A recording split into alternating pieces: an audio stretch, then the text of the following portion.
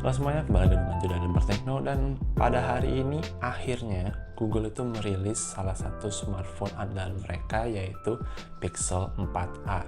Kenapa bisa saya bilang sebagai andalan? Karena ternyata di luar lini utamanya yang flagship yaitu Pixel 1, 2, 3, 4, ada Pixel 3a pada tahun 2019 lalu yang ternyata menjadi salah satu smartphone paling laku yang pernah dirilis oleh Google. Nah, jadi ini membuat kita semakin tertarik bagaimana kelanjutan dari Pixel 3a ini. Yang bikin menarik dari seri Pixel 3a dan 4a ini adalah harganya yang jauh di bawah Pixel seri flagship, yaitu kalau tahun lalu $400, sekarang turun lagi ke $350. Bayangkan, menarik sekali kan? Ini bahkan di bawah iPhone SE maupun OnePlus Nord yang lagi rame sebelakangan ini ya. Dan kalau dari saya pribadi, menurut saya ada beberapa hal yang membuat Pixel 4a ini menjadi keren sekali. Apa itu? Yang kemana-mana, tonton dulu ya. Yang pertama adalah kualitas foto.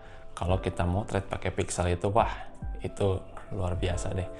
Smartphone manapun, mau lewat flagship manapun, itu pasti bisa diadu kualitas foto-fotonya. Dari Pixel 1 sampai Pixel 4 tuh masih mempesona. Kalau mau lihat sampel-sampel foto dari Pixel 4a, berhubung saya nggak pegang unitnya, bisa lihat dari website Android Authority di bawah ini. Saya sendiri pernah pakai Pixel 2 waktu tahun 2018 sampai 2019. Walaupun waktu itu sebenarnya HP-nya udah agak jadul, tapi tetap aja hasilnya itu bikin orang-orang terkagum-kagum.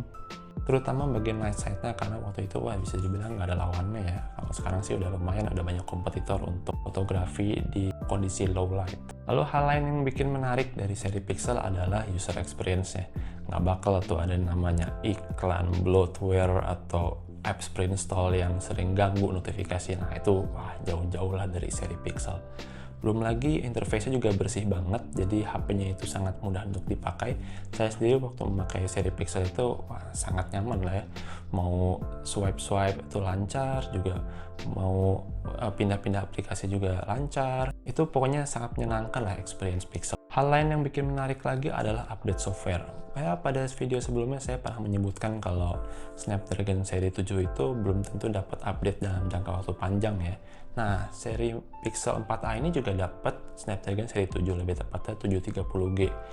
Tapi karena ini Google, di mana mereka pernah membuat Android One dengan ya hardware yang beda-beda, ada yang seri 6 sampai seri 8 Snapdragon-nya, itu mereka bisa ngasih dukungan sampai 2 tahun. Jadi saya cukup optimis kalau Google Pixel 4a ini minimal bisa tahan 2 tahun atau bahkan 3 tahun atau mungkin 4 tahun ya. Mungkin tergantung kondisi nanti gimana ya, terutama dari segi penjualan dan user.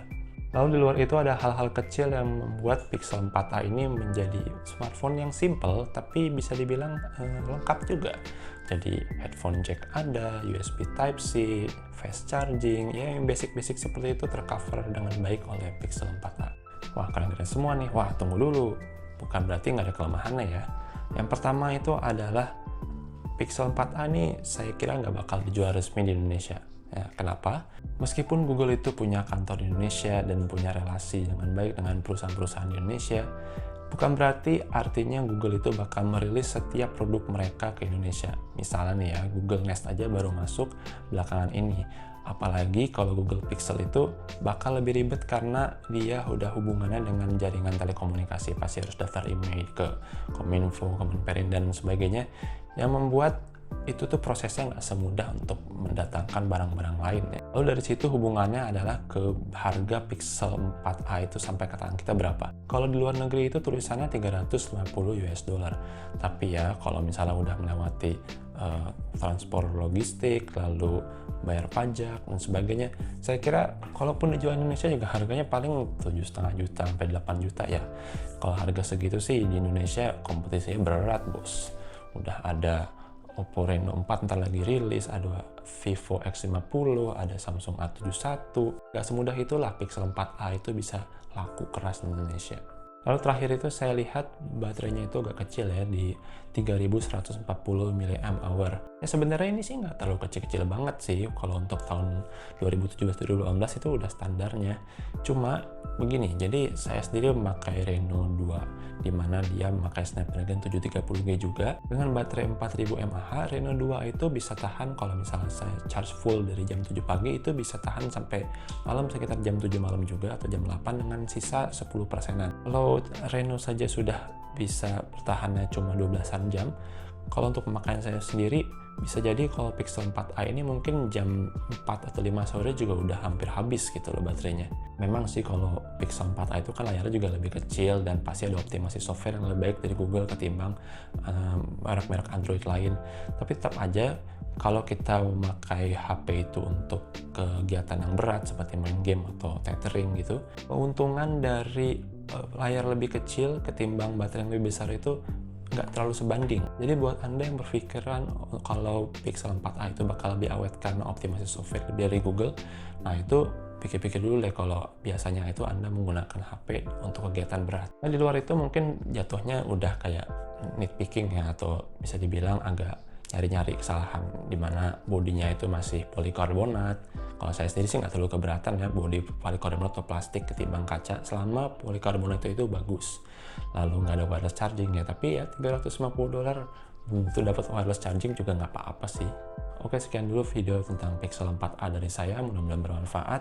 Kalaupun Anda mau beli Pixel 4a, harap ketahui dulu kelebihan kekurangannya dan terutama soal harga, dimana meskipun di luar sana nampaknya harganya fantastis, belum tentu nyampe sini bisa tetap murah. Silahkan pencet tombol like jika berasa bermanfaat dan subscribe jika tidak ingin ketinggalan konten dari Lembar Tekno lainnya. Saya Jodan, terima kasih telah menonton.